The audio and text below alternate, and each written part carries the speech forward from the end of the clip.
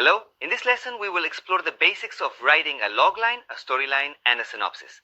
Perhaps the smallest unit for storytelling is the logline. To write one effectively, we must consider the narrative criteria we've already covered in this course. Firstly, there is a protagonist who finds themselves in an initial condition and embarks on a path to reach a future point of pleasure. There's also a trigger that sets their journey into motion, which is a vector originating from a character, an implant, or the physical universe impacting this initial condition, setting the journey in motion. A leap and a second action occur, often involving an encounter with a newly emerging obstacle represented by Noxa and its associated force working against him. This results in the formation of a barrier that impedes further progress, character from achieving his goal and desires. We could then say that the structural elements in all storytelling include a protagonist with an initial condition, a trigger, a new action, a new barrier, and finally a goal that may or may not be reached.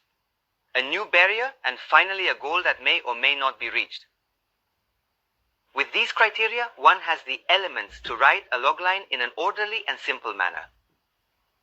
A logline should be concise, with a maximum of 45 words or 3 lines. It must not reveal the ending and should effectively condense the story, highlighting its essence with clarity and brevity. It essentially establishes what happened and to whom it happened. How did it happen? Against whom? And what do they want? If you look at these icons, you'll see they are the elements we've explored in narrative structures. For example, in the movie The Silence of the Lambs, we have what happened? Being appointed in charge of an investigation. Who? A young FBI cadet. How? Must obtain help and information. Against whom?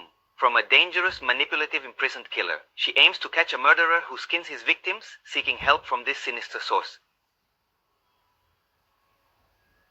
Each criterion was succinctly described in one line, forming a storyline. The next step is to arrange these elements harmoniously for clearer expression. This ensures the narrative flows coherently, enhancing the overall understanding and impact of the storyline.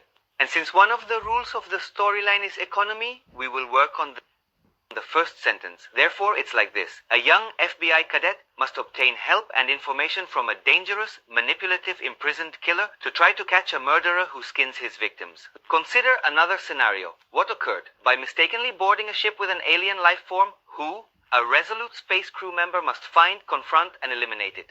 Find, confront, and kill. Against whom?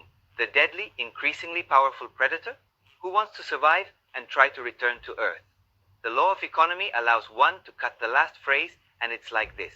By accidentally entering a ship, an alien organism, a determined space crew member, must find, confront, and kill the deadly, increasingly powerful predator. But also one might say a determined space crew member must find, confront, and kill the deadly, increasingly powerful predator that accidentally entered a ship. What happened?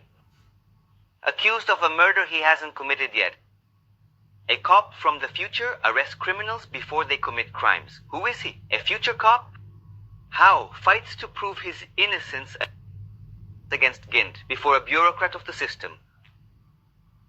The law of economy tells us this phrase is excessive and is rendered like this. A cop from the future who arrests criminals before the crime happens fights to prove his innocence, accused of a murder he hasn't committed yet. The storyline follows the same rule of logline construction but has an ending. And the ending is significant because it doesn't create mystery like the logline, but instead fully resolves the story. We have the protagonist, the trigger, the secondary action, the antagonist, the barrier, and the goal. The synopsis has 5 to 6 lines and does include an ending. Let's see an example. What happened? After surviving an attack, who? A child psychologist, the advancing vector, starts to treat a child against whom? Who suffers from a rare disease? How? Or development. After several sessions, the child confesses he sees dead people all the time. The conflict.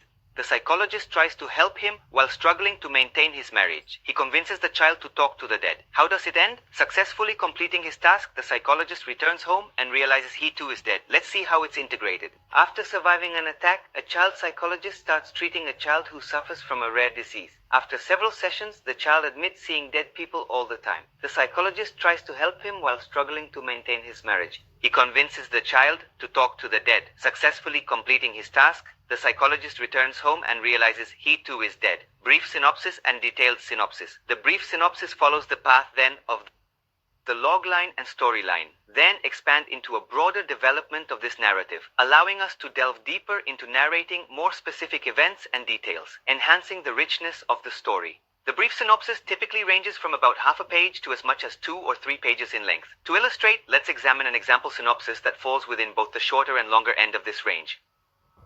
Jack Torrance relocates to the Grand Overlook Hotel in Colorado with his wife and their 7-year-old son Daniel to serve as its winter caretaker, a job that offers seclusion and solitude for the aspiring writer of the facilities during the winter season, where it stays shut and isolated by snow. His aim is to find tranquility to write a novel. However, soon after reaching the hotel, Jack starts facing unsettling personality disorders, and bizarre, eerie paranormal events begin to unfold. These occurrences disrupt his peace, leading to unexpected challenges. We now have a full understanding of the story's essence. This argument can be expanded to fill 2 or 3 pages, providing a detailed and comprehensive synopsis. I want us to see then an example of what an extensive synopsis would look like, covering more than 2 pages so we can see the level of detail with which it is written. Jack Torrance arrives at the Overlook Hotel situated in the Colorado mountains, 25 miles from the nearest town, for an interview to get the job as caretaker during the winter months. The hotel, built on a former Native American cemetery, becomes cut off in winter due to heavy snow, staying closed from November to May. The director, Stuart Ullman, cautions Jack that extended isolation might be problematic, mentioning a former caretaker, Grady, who succumbed to claustrophobia, resulting in a tragedy involving his family and himself. Grady, who isolated in the hotel, succumbed to claustrophobia, killed his wife and daughters, and then committed suicide. Jack assures that this is not a concern for him, that in fact, a long period of tranquility is precisely what he needs to focus on his writing and complete the book he's working on. As you can see, the level of detail here is significantly deeper. Summary. Storyline. Synapse. Brief. If I'm not arguing, they are varied expressions of the same argument with differing degrees of detail amplification. Amplification of the details. I want to show you now the synopsis of the project I'm working on. If you look at the story synopsis and the first summary, they are essentially the same, and I couldn't have written the first without the second. In fact, once completing the second version of the synopsis, I duplicated it entirely, altering the first. Thus, each draft enhances the script folder progressively, refining it over time. Let's see the synopsis of this story. Miguel, 29, is a biologist specializing in studying bacteria living under extreme conditions like Antarctica. The problem is he will never be able to travel because he is afraid of flying. It is a real phobia. At a center conducting therapy, the center Fly Without Anxiety, to remove fear of planes, he meets Antonia, 39, a woman slightly older than him, moving to New Zealand, also suffering from flying fear. They meet and share the unusual therapy using a flight simulation cabin, visits to the airport, and a real flight with a psychologist. During the 5-week course, Miguel feels like he's flown many hours with much turbulence with Antonia and wonders if she might have been his perfect partner. In any case, he knows the future of the relationship is entirely improbable, because once they overcome their flying fear, they will inevitably return to their lives and drift apart. This would be an example of the synopsis. Shorter story I recommend beginning with a concise synopsis. This is what we initially have available, and as you continue to develop the script folder and accumulate additional elements, you can expand the synopsis into a more detailed version. Expand the synopsis until it becomes detailed. This is essential for developing a comprehensive script. With the formats of the argument, in the next lesson we will talk about stepping outlines and treatments.